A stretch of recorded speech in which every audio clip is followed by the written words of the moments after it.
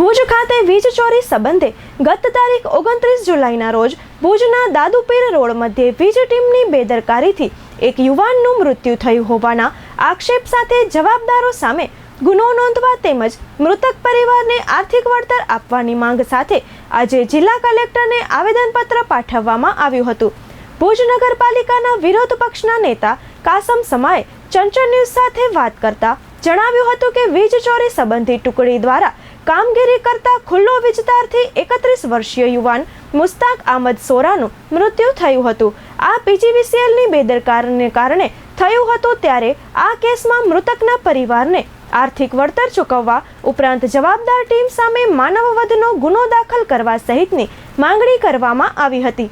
આ ઉપરાંત ભુજ નગરપાલિકા દ્વારા વીજ કનેક્શનમાં એનઓસી આપવાનું બંધ કરવામાં આવેલ છે। તે નામદા કોર્ટના આદેશનું ખુલ્લેઆમ ઉલ્લંઘન હોવાનું જણાવીને યોગ્ય કરવા રજૂઆત કરવામાં આવી હતી। કાસમ સમાએ ચંચળ ન્યૂઝ સાથે વાત કરી હતી।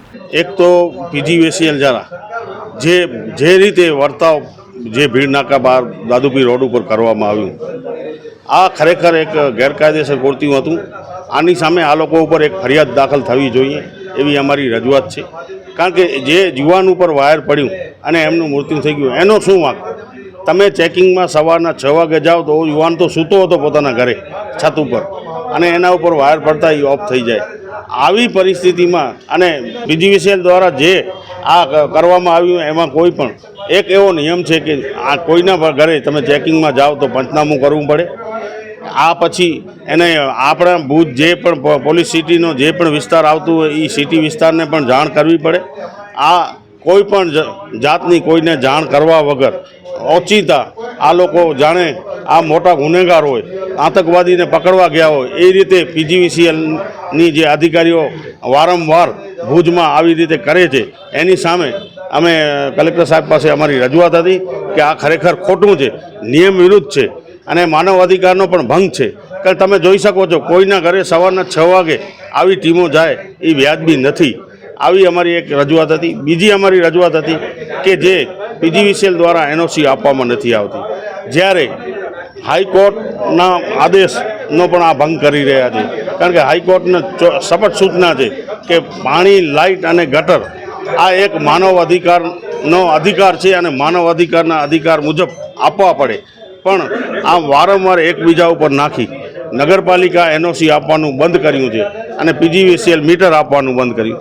જ્યારે તમે 300 રૂપિયાના પાના ઉપર સોગંદનામું લેતા હો રોટરી કે આ જ્યારે પણ આ કોઈ પણ કારણ હશે કે જે હશે તે અમે ગમે ત્યારે તમારો મીટર ઉતારી લેશી, રેગ્યુલર બિલ ન ભરે તોય પણ ઉતારી લેતા હોય છે, ત્યારે કલેક્ટરશ્રીને અમે એ રજૂઆત હતી અમારી કે આ મીટર શા માટે બંધ કર્યા છે। ખરેખર જે માનવ અધિકારનો ભંગ છે કે આ મીટર લગાવવા માટેનો અમારી માંગ છે। જો મીટર લગાવવામાં નહીં આવે તો અમે જલ્દ આંદોલન પણ કરશું। કારણ કે તમે જોઈ શકો છો આજે આવી કાળઝાળ ગરમી હોય જ્યારે અને આ માણસો પાસે લાઇટ ન હોય તો સ્વાભાવિક છે કે લાઇટ માટે માણસ ગમે તે કરી શકે। કારણ કે પાણી, ગટર અને લાઇટ એ આવશ્યક ચીજ વસ્તુ ધારો મુજબ આવે છે અને એનો આ લોકોએ ભંગ કર્યું છે। ખરેખર એમાં પણ આ લોકો ઉપર ફોજદારી કરે કલેક્ટરશ્રી એવી અમારી માંગ રહેશે। પીજીવીસીએલ દ્વારા સ્લમ એરિયામાં જે એક ગેરકાયદેસર મકાન હોય કે બાંધકામ હોય ત્યાં કનેક્શન આપવા માટેની જે કાર્યવાહી છે એના માટે એક એનઓસીનો આગ્રહ રાખવામાં આવે છે નગરપાલિકાની શહેરી વિસ્તારમાં અને ગ્રામ્યમાં તલાટીનો દાખલાની। હવે ખરેખર આ હમણાં સુધી 2022 સુધી આવા દાખલા આપવામાં આવતા હતા અને એ આખી પ્રક્રિયા ચાલતી હતી, પરંતુ 2022 પછી કલેક્ટરશ્રીનો આદેશ છે એમ કરીને કોઈ જગ્યાએ દાખલા આપવામાં આવતા નથી। એના લીધે ગરીબ લોકોને પારાવાર મુશ્કેલી પડી રહી છે। ખરેખર આ મૂળભૂત અધિકાર છે લોકોનો અને તેઓ જ્યાં રહે છે, સરકાર 100 ચોરસ વારના પ્લોટો પહેલાં અમારી સરકાર હતી ત્યારે આપતી હતી અને શહેરમાં પણ હાઉસિંગ બોર્ડના માધ્યમથી મીડિયમ ઇન્કમ ગ્રુપ અને લોઅર ઇન્કમ ગ્રુપ માટે મકાનો બનાવીને આપવામાં આવતા હતા। એ બધું બંધ થઈ ગયું છે, એના લીધે લોકોને દબાણ કરવા પડી રહ્યા છે। સરકાર દ્વારા વ્યવસ્થા નથી થતી, એના લીધે લોકોને આવું કરવું પડે છે। તો ખરેખર આમને ગટર પાણીના કનેક્શન નગરપાલિકા આપે છે તો આના માટે દાખલો આપવામાં કોઈ આનાકાની કરવી જોઈએ નહીં એવી અમારી રજૂઆત હતી। અમે આ બાબતે અગાઉ પણ રજૂઆત કરેલી હતી, પરંતુ એ ધ્યાનમાં લેવામાં નથી આવી। માર્ચમાં અમે પીજીવીસીએલના અધિક્ષક ઇજનેરને અને કલેક્ટરશ્રીને અને મુખ્યમંત્રીશ્રીને પણ લખ્યું હતું, એમાં કોઈ પગલાં લેવામાં ના આવ્યા, કોઈ કામગીરી કરવામાં ના આવી। એના લીધે હાલમાં જ્યારે જીબીની 15 ટીમો દ્વારા ચેકિંગની કામગીરી કરવામાં આવી વહેલી સવારે, અને એ જે અફડાતફડી થઈ એના કારણે એક અકસ્માત બન્યો અને એક 31 વર્ષના યુવાનનું મૃત્યુ થઈ ગયું છે.